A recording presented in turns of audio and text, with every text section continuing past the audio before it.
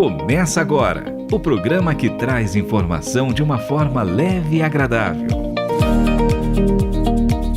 O Conversa Franca está no ar. Com Dora Bomilca.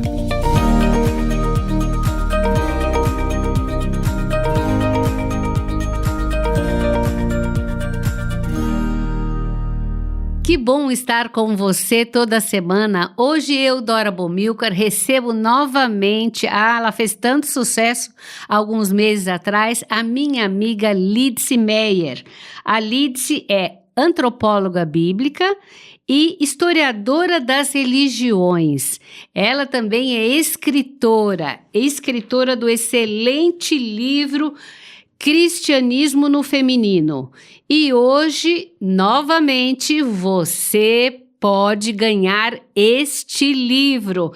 Você pode ligar para 0974181456 ou você também pode dar a sua contribuição no YouTube, youtube.com/RTM Brasil. Você quer ganhar?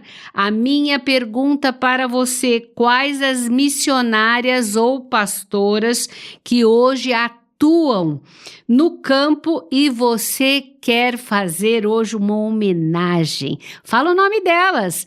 Escreve, liga para cá e a gente vai saber quem são as missionárias ou pastoras que atuam no campo que você quer hoje homenagear. E você estará concorrendo ao livro da Lídice Meyer. Então, o programa Conversa Franca começa agora. Conversa Franca com Dora Bomilca.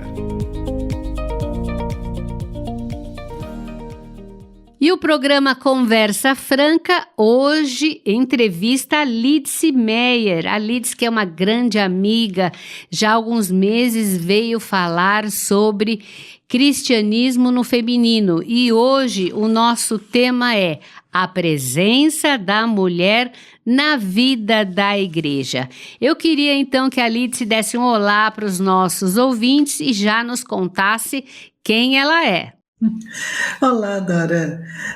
Eu sou Lídice Meyer, eu sou professora, sou antropóloga e tenho me dedicado a pesquisar sobre a mulher na Bíblia e a mulher na história do cristianismo. E é por isso que desta pesquisa nasceu o livro Cristianismo do Feminino, a presença da mulher na vida da igreja, editado pela editora Mundo Cristão.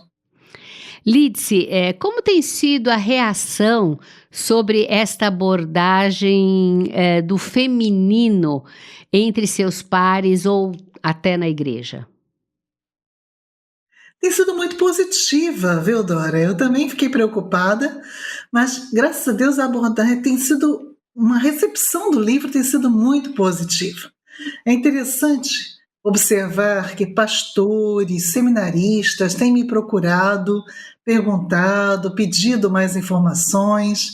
Então eu acredito que esse livro tem realmente atingido a todas as igrejas, tem atingido a homens e a mulheres e pode sim estar contribuindo para melhorar o diálogo entre os homens e mulheres e melhorar também a presença e a atuação das mulheres na igreja. Agora, a importância das mulheres para Jesus se reflete atualmente na importância delas nas igrejas cristãs? Nem sempre. A igreja está muito dividida. Na verdade, há igrejas que, assim como no cristianismo primitivo, veem homens e mulheres com igual importância, permitindo que homens e mulheres exerçam todas as atividades na igreja, e igrejas que são mais fechadas com a atuação feminina.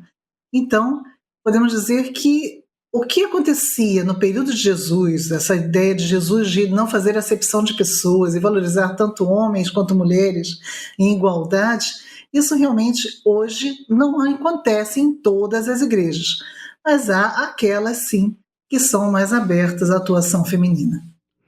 Agora, se na igreja primitiva os dons eram distribuídos pelo Espírito Santo a todos, Lídice, por que alguns interpretam os dons de liderança como apenas masculinos? Principalmente pelo desconhecimento.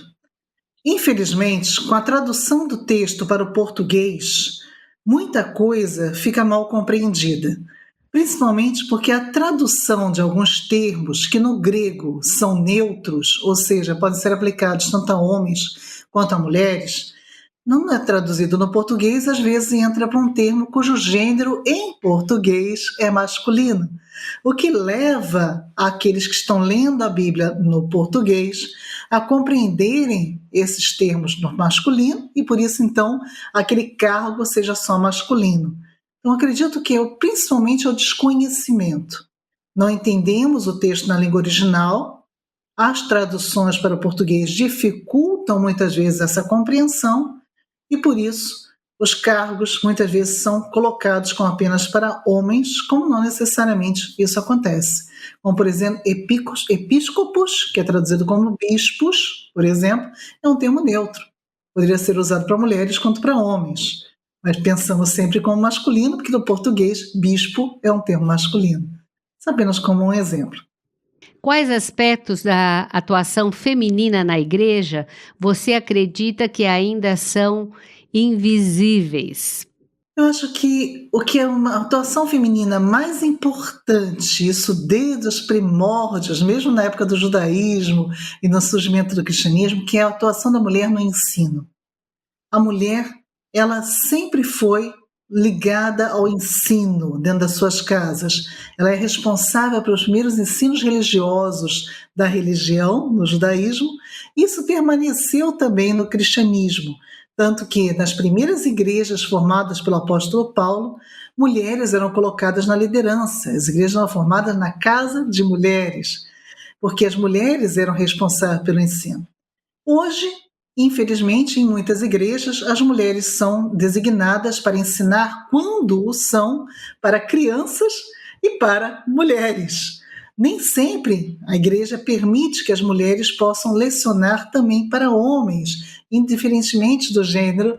Mulher pode também ser uma professora dos homens, mas isso nem sempre acontece. Então esse é um dos ofícios femininos que acontecem hoje, mas que ainda são muito invisibilizados. E o Conversa Franca de hoje entrevista Lídice Meyer e o nosso tema, a presença da mulher na vida da igreja. E a pergunta que eu faço para você, quais as missionárias ou pastoras que hoje atuam no campo e você quer homenagear? Você pode dizer o nome delas através do telefone 974181456 ou ainda você pode dar a sua participação através do youtube.com/rtmbrasil. O Conversa Franca traz este tema empolgante para você. Conversa Franca com Dora Bomilcar. E o Conversa Franca de hoje traz Lídice Meyer, ela que é antropóloga bíblica e historiadora das religiões, e escreveu um livro que pode ser seu, Cristianismo no Feminino. Você quer ganhar? Nós aguardamos então a sua participação. Lembrando que a pergunta que eu faço para você, quais as missionárias ou pastoras que hoje atuam no campo e você quer homenagear? Diga o nome delas, escreve para a gente, nós queremos realmente homenageá-las. Lídice, como você interpreta os textos bíblicos tradicionalmente usados para limitar a atuação das mulheres? Para compreender esse silenciamento da mulher em alguns textos bíblicos, precisamos primeiramente perceber que a Bíblia ela foi escrita aos poucos, nem sempre temos essa noção. Achamos que estava prontinha, né? Como se Deus entregasse um livro pronto. Não, isso não aconteceu desse jeito. O Novo Testamento foi sendo construído, primeiramente as cartas de Paulo, depois que foram os evangelhos, depois o livro de Atos. Então, toda uma sequência histórica onde a Bíblia foi sendo, o Novo Testamento, no caso, foi sendo escrito, e depois foi então sendo unificado para formar o que a gente chama do cânon, ou texto do Novo Testamento. Quando pensamos desta forma, vamos estudar também os aspectos literários de cada um desses textos para entender quando cada um deles foi escrito, e assim analisando o texto, de forma que a gente pode ver pela forma que foi escrito, as linguagens utilizadas, as referências históricas contidas no texto. Hoje podemos então datar mais ou menos esses textos. Então precisamos primeiramente entender isso. E fazendo isso, vamos descobrir que dentro das cartas paulinas, existem cartas que são consideradas escritas realmente pelo apóstolo Paulo.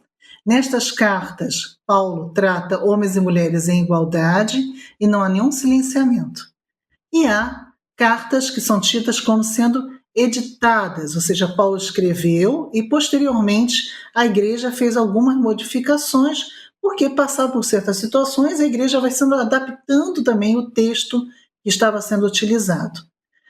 Quando observamos já essas diferenças, vamos descobrir que os dois textos que principalmente silenciam as mulheres, que são o texto de 1 Timóteo 2, de 11 a 15, e 1 Coríntios 14 a 33, eles aparecem nessas duas cartas, de Timóteo e de 1 Coríntios, como sendo chamadas interpolações. O que significa isso? Foram acréscimos posteriores às cartas.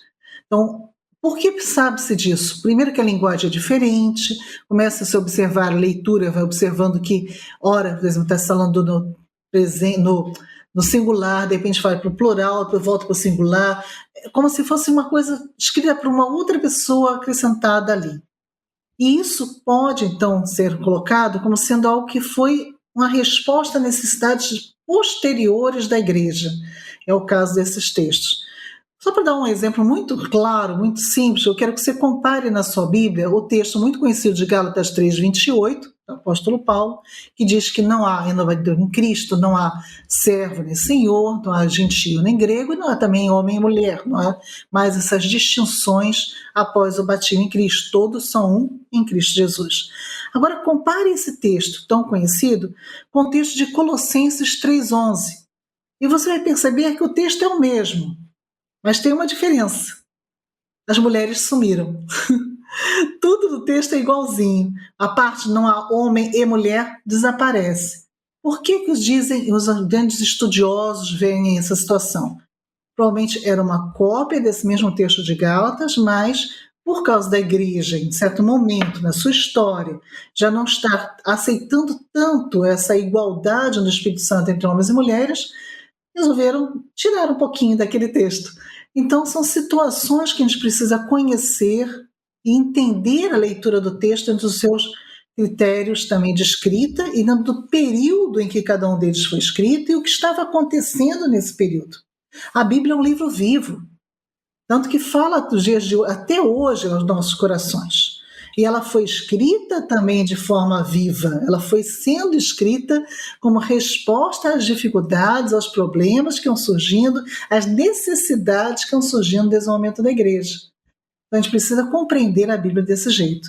Ela é um livro sagrado, ela é a palavra de Deus, sim, mas ela também foi escrita por homens, dependendo da necessidade que esses homens iam tendo no decorrer do tempo.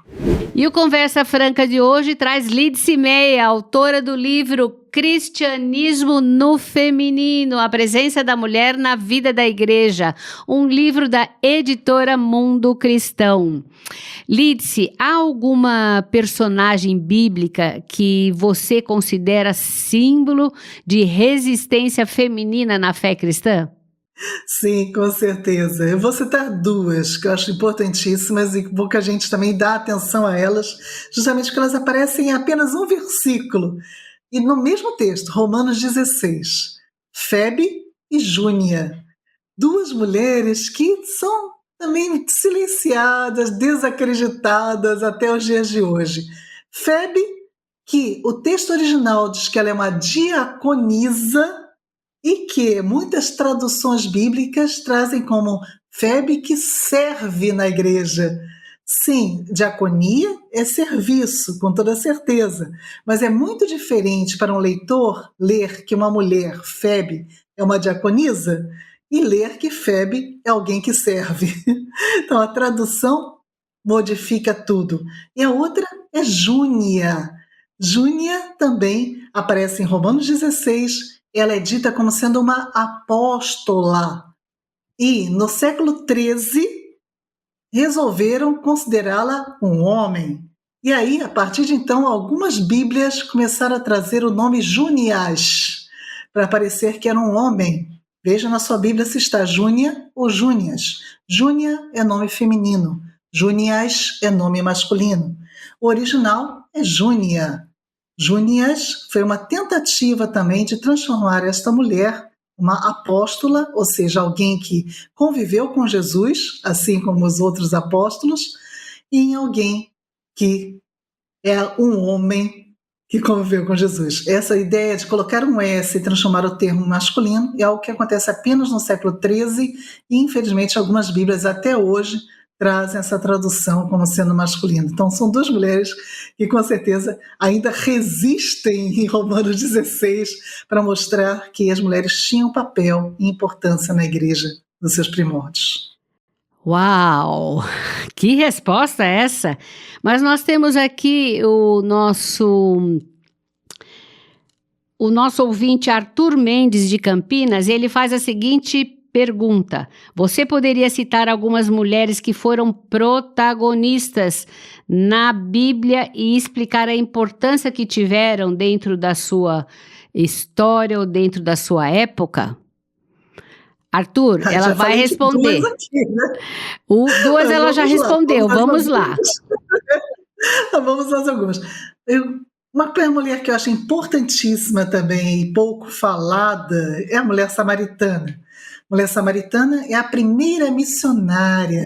Hoje, vocês ouvintes estão aqui citando missionários conhecidos. Então, já vamos falar de uma missionária. A mulher samaritana é uma mulher convidada por Jesus para ser aquela que vai levar a mensagem aos samaritanos.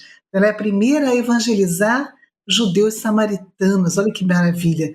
E uma mulher que muitos, até hoje, vão considerá-la como sendo uma mulher de má fama. O texto também não diz isso. Não é esta a ideia do texto, dizer que ela é uma mulher de má fama, mas também é uma interpretação que foi tida, colocada com o passar do tempo, para também desautorizar um pouco essa mulher samaritana. Então, Arthur, eu acho que ela é uma mulher importantíssima, ela ressalta essa ideia de ser a primeira missionária.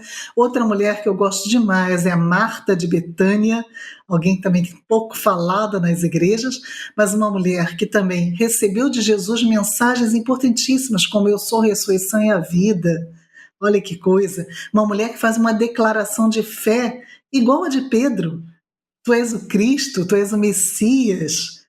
Então, muitas mulheres, sim, estão no Novo Testamento, das quais nós falamos muito e são tão importantes. Outra que eu posso citar é Priscila. Priscila, que conseguiu formar 3 igrejas, liderou 3 igrejas. Ela liderou a igreja em Éfeso, em Corinto, e liderou a igreja em Roma, segundo os textos de Paulo e de Atos. Então, observamos que, sim, as mulheres tiveram bastante protagonismo e talvez falte aqui a nossa leitura do texto com mais atenção para ver a presença e a atuação dessas mulheres. Lídice, hoje você mora em Portugal, por isso eu posso fazer esta pergunta: como você avalia o espaço da mulher na igreja evangélica brasileira hoje? Tem se ampliado. Eu percebo que há sim um espaço maior, tem sido conquistado por muitas mulheres que têm procurado realmente mostrar o valor da mulher. E eu vejo isso como professora, desde o momento que eu comecei a dar aulas, eu dei 25 anos de aula de teologia na Universidade de Mackenzie, e é interessante observar que muitas mulheres faziam parte do corpo discente, ou seja, do corpo de alunos do curso de teologia. E mesmo no curso de Ciência das Religiões, que eu também lecionei no Mackenzie por um bom tempo, muitas mulheres vêm buscando o curso de Ciência da Religião. O que significa o quê? Que as mulheres estão buscando estudo, assim como você, Dora, que também fez teologia. Então já não é uma coisa de agora, é uma conquista que tem sido realizada já de anos para cá, desde a época da Dora, da teologia, e hoje muitas moças novas, com 18 anos, 19, 20 anos, que continuam buscando o ensino de teologia, buscando entender melhor, até para saber como se posicionar melhor na igreja, como atuar melhor, como dirigir melhor a sua vocação dentro do reino de Deus. Isso tem melhorado muito, sim, a compreensão dessas mulheres, elas têm conseguido se colocar melhor também dentro da igreja. É claro que ainda existem espaços fechados, mas também existe, eu acredito que realmente é o conhecimento que liberta, que traz essa verdade da presença, da possibilidade de atuar, a mulher atuar mais na igreja. Isso tem acontecido através da busca dessas próprias mulheres pelo conhecimento teológico. E quais resistências ainda persistem, especialmente em contextos mais tradicionais?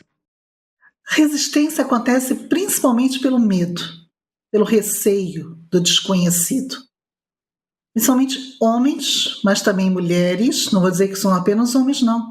Há muita mulher que a gente pode chamar de machista. Há muitas mulheres também que acreditam que elas mesmas não têm poder, que elas não têm capacidade de executar certas funções e acham-se inferiorizadas perante certos homens.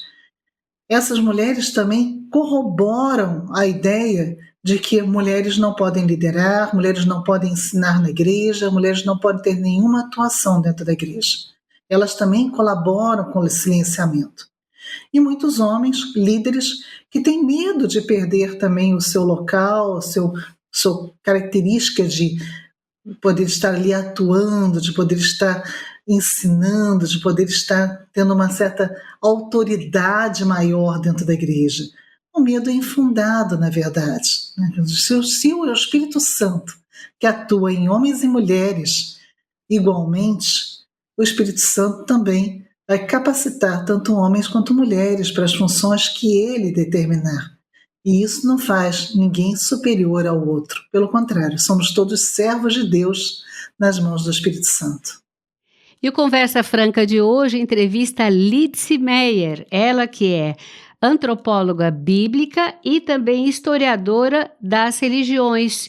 E o nosso concurso cultural hoje vai presentear o livro da Lídice, Cristianismo no Feminino, a presença da mulher na vida da igreja. Você quer ganhar? Então você pode fazer uma pergunta para a Lídice ou responder a nossa pergunta.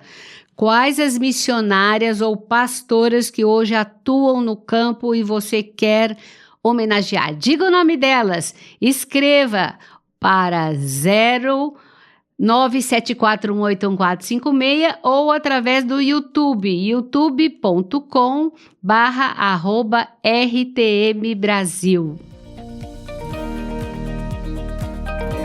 Conversa Franca.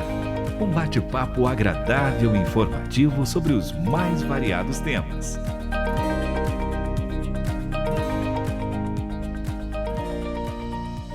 E o Conversa Franca hoje entrevista Lídice Meyer, ela que é antropóloga bíblica e historiadora das religiões e é escritora também. O nosso tema hoje, a presença da mulher na vida da igreja. Lídice, que conselhos você daria para as mulheres que sentem o chamado para servir, mas enfrentam barreiras na igreja? Dora, eu tenho sido procurada por muitas mulheres que têm passado por essa situação. Mulheres que se sentem vocacionadas, mulheres que inclusive têm preparo teológico, mas que estão numa igreja que as impede de atuar. E o que eu tenho podido falar a essas mulheres é o seguinte: não deixe que o Espírito Santo realmente esteja oculto do seu coração, não deixe que o Espírito Santo não atue na sua vida. Pelo contrário, deixe ele atuar. Então, de que forma isso pode ser feito? Se na sua igreja, a igreja onde você está, infelizmente isso não é possível, talvez seja necessário mudar até mesmo de denominação. Às vezes, mudando de local, mudando de igreja, já resolva essa situação. Mas às vezes seja necessário talvez até mudar a denominação. Por quê? São denominações que já estão existindo há muitos anos. Não é você que vai conseguir fazer a mudança. Não é você que vai alterar o sistema cultural dessa denominação, dessa igreja. Então, peça orientação ao Espírito Santo e deixa ele te orientar onde ele quer usar você. E talvez não seja na igreja onde você está. Agora, qual o papel dos homens neste processo de valorização da presença feminina na vida da igreja? É essencial, com toda certeza. Se o Espírito Santo é o mesmo Espírito que atua em homens e mulheres, se homens e mulheres foram feitos à imagem e semelhança de Deus e recebem esse mesmo Espírito Santo, os homens que atualmente na nossa cultura brasileira têm sempre uma certa preponderância na liderança das igrejas, são eles sim que devem ser os primeiros a reconhecer esse papel feminino, a reconhecer que o Espírito Santo pode sim atuar através das mulheres e ajudar essas mulheres a conseguir realizar esta vontade do Espírito Santo na vida da igreja. Lídice, você poderia deixar as suas redes sociais para que os nossos ouvintes possam acompanhar o seu trabalho? Com toda certeza. Você pode me encontrar com o nome Lídice Meyer em todas as redes sociais. Instagram, Facebook, Twitter, YouTube. E pode também localizar o meu site, lidicemeyer.pro, lidicemeyer.pro. No meu site você não só vai encontrar links para todas as redes sociais, como vai encontrar também aulas para assistir, palestras, vai encontrar entrevistas como esta, que também vai estar lá localizada, vai encontrar livros para download, sugestões de leituras, artigos para download, artigos para leitura. Então vai ter bastante material também sobre esse assunto e sobre outros assuntos correlatos também, para poder aprender mais, estudar. E, acima de tudo, lá também você vai conseguir contactar-me. Então, se alguma pergunta não pode ser realizada nesse programa, se não deu tempo para responder algo, faça lá. Pode fazer no Instagram, Facebook, pode fazer a pergunta no meu site, e eu vou ter todo o prazer de te ajudar, te responder na medida do que eu puder. Lídice, muito obrigada por participar do nosso programa. Foi muito bom receber você novamente aqui. Mas que pena que o nosso programa acabou. Mas eu quero pedir para você não saia daí, porque nós vamos revelar depois do intervalo o ganhador do nosso concurso cultural. E você, quem sabe, vai ser o ganhador ou a ganhadora do livro Cristianismo no Feminino, de autoria da nossa convidada Lídice Meyer, publicado pela editora Mundo Cristão. Eu, Dora Bomilcar, já me despeço com muitas e muitas saudades. Até o próximo programa Conversa Franca. A produção desse programa contou com a participação da Michele Gomes e também da Karina. Na mesa de som, o Luiz Felipe e no corte de câmeras, o nosso Luan Teixeira. Até a próxima semana. Participe do programa Conversa Franca com Dora Bomilcar. Sugira temas e dê sua opinião. Envie um e-mail para ouvinte@transmundial.org.br ou pelo WhatsApp 11 9 7418 1456.